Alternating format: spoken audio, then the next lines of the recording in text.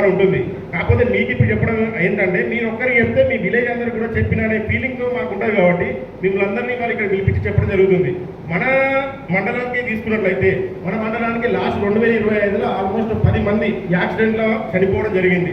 25 నుంచి 30 మందికి దెబ్బ తాగడం జరిగింది, అంటే కాళ్ళు ఇరిగిపోవడము అది చేయడం జరిగింది.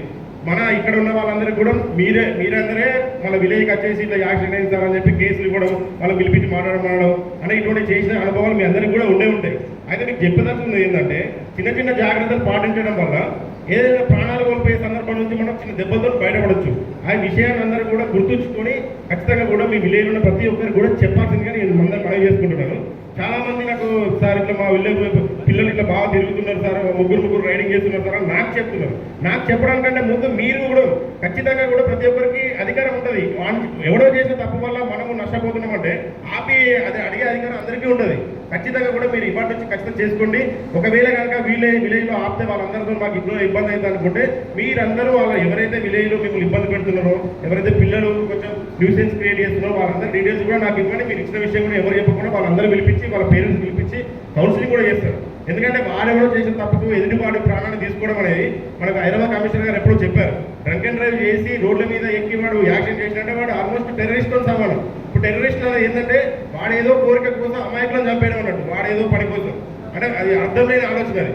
అదేవిధంగా ఇప్పుడు డ్రంక్ అండ్ డ్రైవ్ చేసి ఎదుటి ప్రాణాన్ని తీసినట్టే వాడు ఆల్మోస్ట్ మర్డరే కదా. వాడి జాగా వాడు వెళ్ళిపోతుంటే వీడు ఇష్టం ఉన్నట్టు దోలేసి పోయి యాక్సిడెంట్ చేసి అట్లా చంపినట్టే వాడు మర్డర్తోనే సమానం. సో ఈ అవగాహన అనేది ప్రతి ఒక్కరికి కూడా ఉండాలి పక్కా కూడా. హెల్మెట్ గురించి ఎందుకు చెప్తున్నా ఇంతగానం అంటే మీరు అందరూ కూడా ఎవరో ఒక సందర్భంలో చూసే ఉంటారు, హెల్మెట్ పెట్టుకుంటే వాడు బతికేవాడు అనే ఆలోచన మీకు కూడా వచ్చే ఉంటుంది.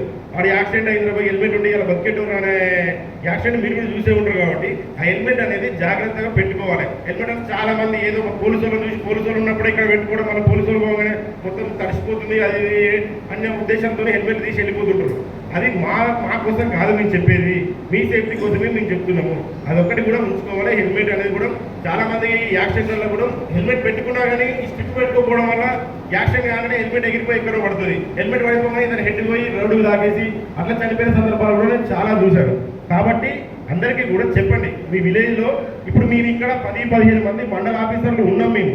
ఇది మా మండల తరఫున మీ గ్రామ ప్రజలకు మా మండల అధికారులందరూ కూడా మీరు మధ్య వారధులా ఉంటారు. ఇంకొక ముక్కలో చెప్పాలంటే మీ 15 మంది పోషించే రోళ్ళు కూడా మీ గ్రామంలో మీ సర్పంచ్ గారు ఒక్కరే పోషించాలి. అన్ని సందర్భాలలో మీ గ్రామానికి నువ్వే పోలీస్ అవుతావు, నువ్వే ఎంఆర్ఓ అవుతావు, నువ్వే ఎంపీడీఓ అవుతావు, నువ్వే డాక్టర్ అవుతావు. వచ్చిన అవసరాన్ని బట్టేసి నువ్వు ఆ రోల్ తీసుకోవాలి, ఖచ్చితంగా చేయాలి. ఇప్పుడు నేను కూడా నా పోలీస్ యాక్టివిటీలో భాగంగా చెప్తున్నా, మీరు కూడా ఒక యూనిఫామ్ లేని పోలీసు లాగానే ఉండాలి. మీ ముందు జరిగే అన్యాయాలు ఖచ్చితంగా కూడా అడగాలి.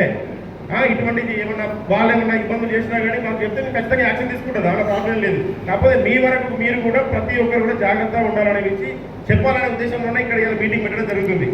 అదేవిధంగా ఈ చాలా వరకు నాకు లాస్ట్ వచ్చిన కంప్లైంట్ ఏంటంటే లాస్ట్ మనకు వ్యవసాయ శాఖ వాళ్ళు ఇక్కడ చెప్తున్నారు 2-3 యాక్సిడెంట్ అయినాయి కూడా. ఇప్పుడు హార్వెస్టింగ్ టైం కాబట్టి మొత్తం వరలు పోసేసి రోడ్ల మీద పోస్తుంటారు. మన సైడ్ రోడ్లు ఎలా ఉంటాయి తెలుసు, కొంచెం చిన్న రోడ్లు అవి, చిన్న రోడ్లు కాబట్టి ఒక సైడ్ వస్తే ఇంకొక సైడ్ పోవడానికి ఉంటాయి. డబుల్ రోడ్లు కదా, అన్ని విలేజ్లలో సింగిల్ రోడ్లు కాబట్టి నైట్ పూట ముఖ్యంగా ఎక్కువ నైట్ పూట ఆ వడ్లు అనేది కొంచెం కనిపించకుండా అవ్వడం కూడా నేను 2-3 కేసులు చూశాను. కాబట్టి ఇప్పటి నుంచే మీరు అందరికీ కూడా పబ్లిక్ అవగాహన కల్పించండి. రాబోయే కాలం అది వడ్లెండ పోసుకునే కాలమే కాబట్టి వాళ్ళకు ఏదో ఎక్కడో దగ్గర ఆల్టర్నేట్ చూడాలి. ఖచ్చితంగా చూసి ఖచ్చితంగా కూడా దాన్ని కాకుండా చూసుకోవాలి. అలాగే వ్యవసాయ శాఖ వాళ్ళు కూడా వాళ్ళ తరఫున కూడా కొంచెం ఈ విషయం ప్రజలందరికీ రైతులందరికీ కూడా తెలిసేలా చేయాలని కోరుకుంటున్నారు. అదేవిధంగా మేము మా తరఫున మేము చేసేది వెహికల్ చెకింగ్ కానీ అవన్నీ కానీ మా తరఫున మేము చేస్తున్నాం. ఎంత మేము చేసినా కానీ మీలో మార్పు వచ్చినప్పుడు మాత్రమే అది సాధ్యమవుతుంది.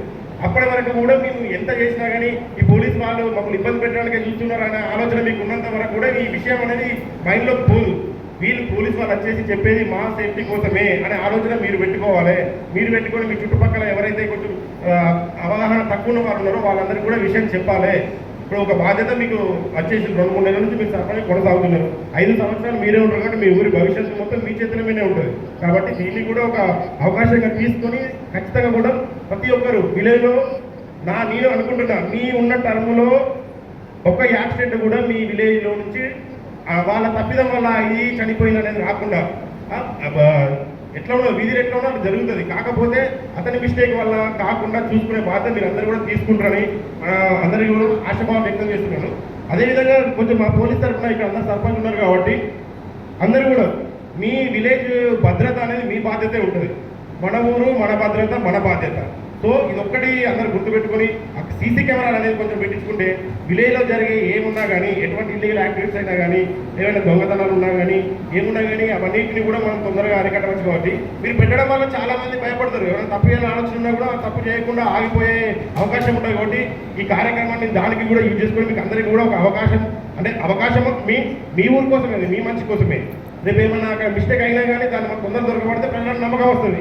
మన సర్పంచ్ రాగానే ఇదంతా చేయించిండు అనే మంచి పేరు మీకే వస్తుంది. కాబట్టి అది కూడా గుర్తుపెట్టుకొని ఖచ్చితంగా ఇవన్నీ ఫాలో అయ్యి ఈ రోడ్ సేఫ్టీకి సంబంధించిన అన్ని ప్రికాషన్స్ కూడా మీరు ఇక్కడ చెప్పిన విషయాలన్నీ కూడా మీరు ఇవాళ వెళ్ళిన తర్వాత సాయంత్రం సాటి వేపించి ఇట్లా పోలీసు వారు ఇట్లా చెప్పారు, ఇదంతా మన బాధ్యత కోసమే, మన విలేజ్లో ఇట్లా మంచిగా ఉండాలి అనే విషయం మీరు అందరూ కూడా విలేజ్ అందరికీ కూడా చెప్తారని ఆశిస్తూ ఇంత మంచి కార్యక్రమానికి నన్ను ఆహ్వానించిన ఎంపీ గారికి మరియు అంత కార్యక్రమం నిర్వహించినటువంటి అందరికీ కూడా ప్రత్యేక ధన్యవాదాలు తెలుపుతూ ఇది